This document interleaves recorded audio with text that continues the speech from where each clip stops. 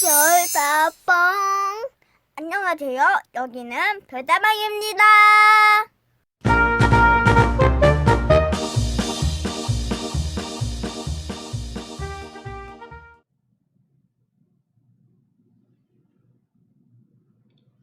안녕하셨습니까?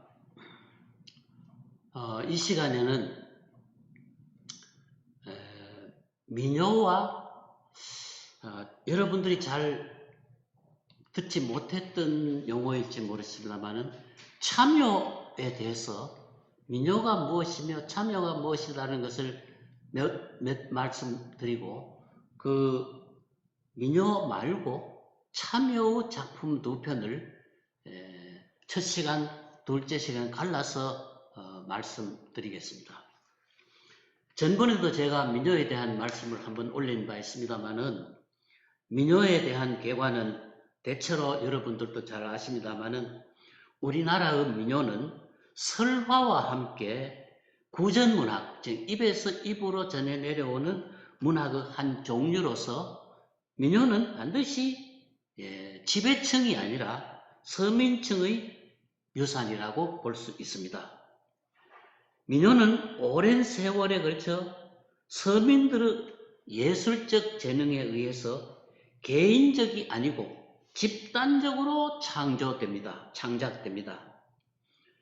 민요는 부르는 노래로서 가사와 음악으로 결합되어 있습니다. 그러니까 민요는 음악도 아니고 문학도 아니고 음악과 문학이 두 개가 결합되어 있다고 볼 수 있습니다. 이것은 민요가 언어를 기본 표현으로 하는 시로 된 문학과 언어를 기본 표현 수단으로 하는 시로 된 문학과 선율을 기본 표현 수단으로 하는 음악과 결합되어 있는 예술 형상입니다. 그러니까 종합 예술 형태의 문학 종류다, 이렇게 볼 수 있습니다. 이 연시 종합 예술 형태라는 건 우리에게만 있는 것이 아니고 세계적으로 다 널리 분포되어 있는, 소위 말하는 발라드 댄스라 이럽니다. 원시 종합 예술 형태를 지니고 있는 것이 민요라고 볼 수 있겠습니다. 따라서 민요는 문학과 음악의 특성을 다 가지고 있다. 그러니까 두 가지를 동시에 가지고 있다, 이렇게 볼 수 있겠습니다. 민요의 가사에는, 민요의 내용에는 피지배 계층의 생활상, 피지배 계층들의 생활상, 사상 감정이 잘 나타나 있지요. 민요는 선율과 함께 그 가사를 통하여 사상 감정을 직접 구체적으로 표현함으로써 누구에게나 쉽게 이해되며, 따라서 대중 속에서 살아있는 문학의 한 종류라 이렇게 볼 수 있겠습니다. 근데 민요의 개념에는, 민요는 물론이지만은 참요, 부요, 동요, 신가, 잡가, 이런 여러 종류의, 말하자면은 문학 종류가 민요와 비슷하게 분포되어 있습니다. 민요는 두 가지 의미로 쓰입니다. 민요는 넓은 의미에서 백성들의 창작한 서정적 방식, 즉 설화, 민간극, 속담 등과 같은 종류 개념이라고도 볼 수 있겠고, 좁은 의미에서는 조금 전에 말씀 참요, 부요, 동요와 같은 한 형태로서 표현되는 형태적 개념, 그러니까 종류적 개념으로도 쓰이고 형태적 개념으로도 쓰입니다. 오늘 제가 말씀드리고자 하는 것은 지금까지 말씀드린 일반적인 민요 말고 참여가 있는데, 참여는 자기의 고유한 주제와 형식을 가지고 발전되어 왔습니다. 참여는 삼국시대부터 시작되어서 소위 갑오 농민 전쟁 시대까지 쭉 이어져 왔었는데, 오늘은 제가 그 참여 두 작품 중에 이번 시간에는 민요 미나리요를 한번 여러분들께 소개해 드리겠습니다.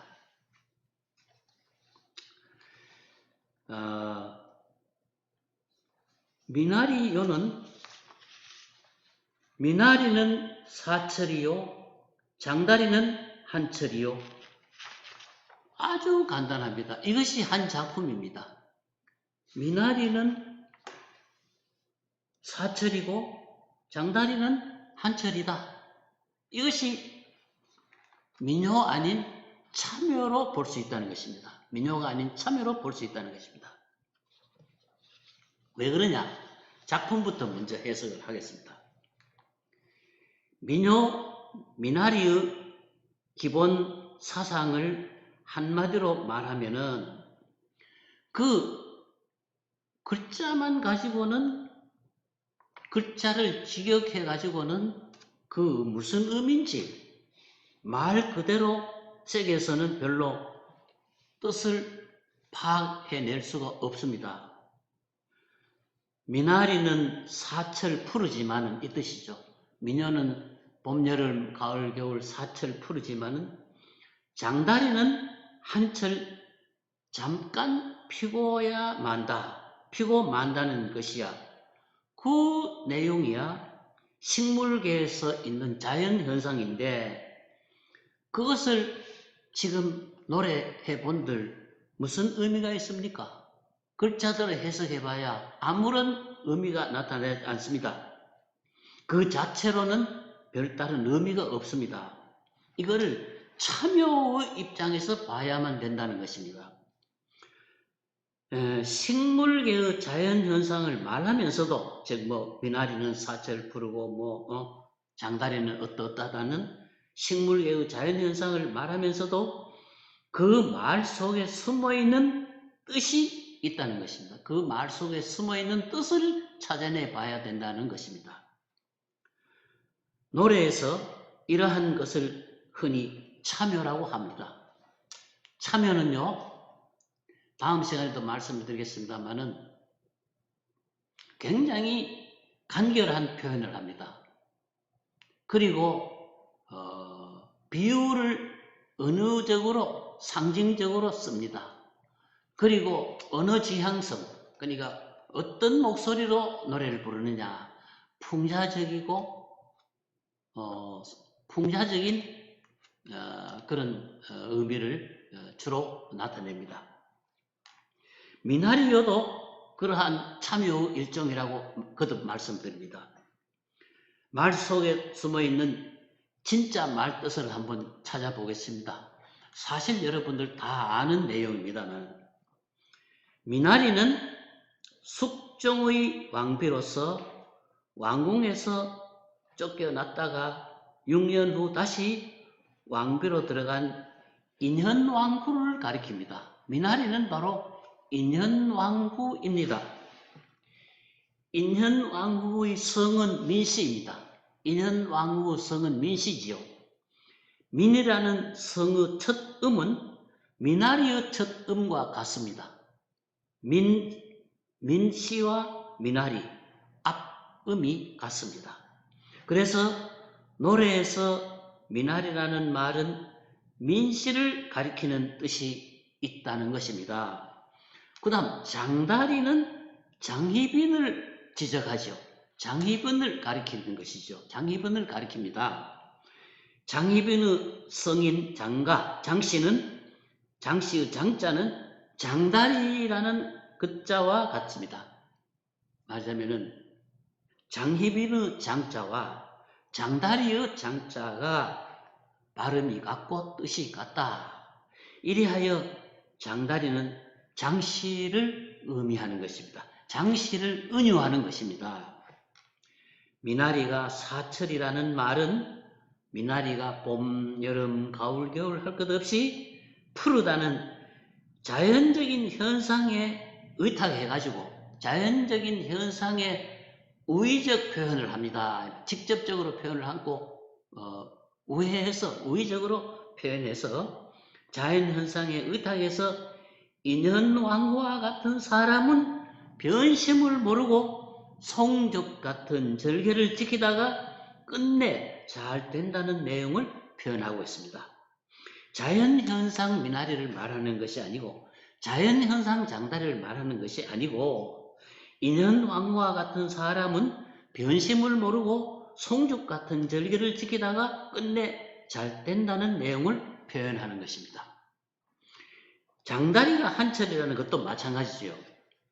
장다리가 한철이라는 것은 무장다리는 한때 잠시 꽃이 피는 자연현상에 비유했습니다. 무장다리는 잠깐 꽃이 피었다가 사라지는데 이 사라지는 자연현상에 비유해서 장희빈 같은 여자는 한때 자기라고 자랑하던 그래서 철이 지나면 파멸되는 그런 인물을 지적하는 것입니다. 그런 인물을 은연중에 말하자면 비유적으로 표현하는 것입니다.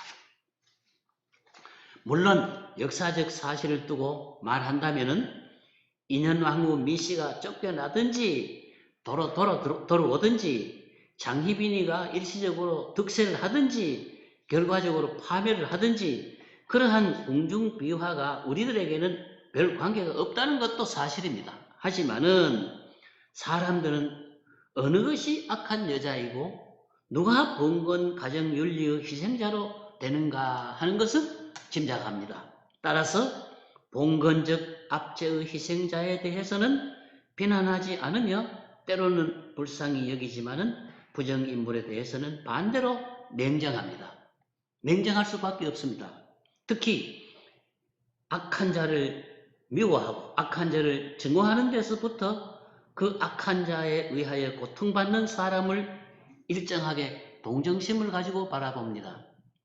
이러한 사상 감정이 바로 이 미나리 작품에 반영된 내용이라고 볼 수 있겠습니다.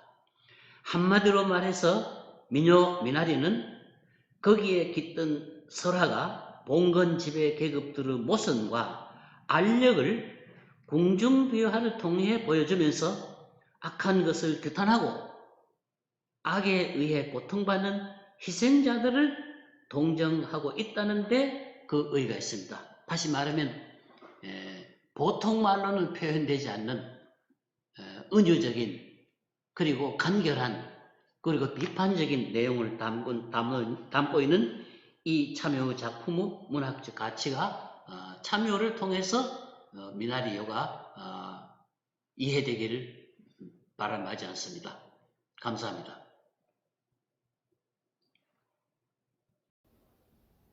좋아요와 구독 눌러주세요.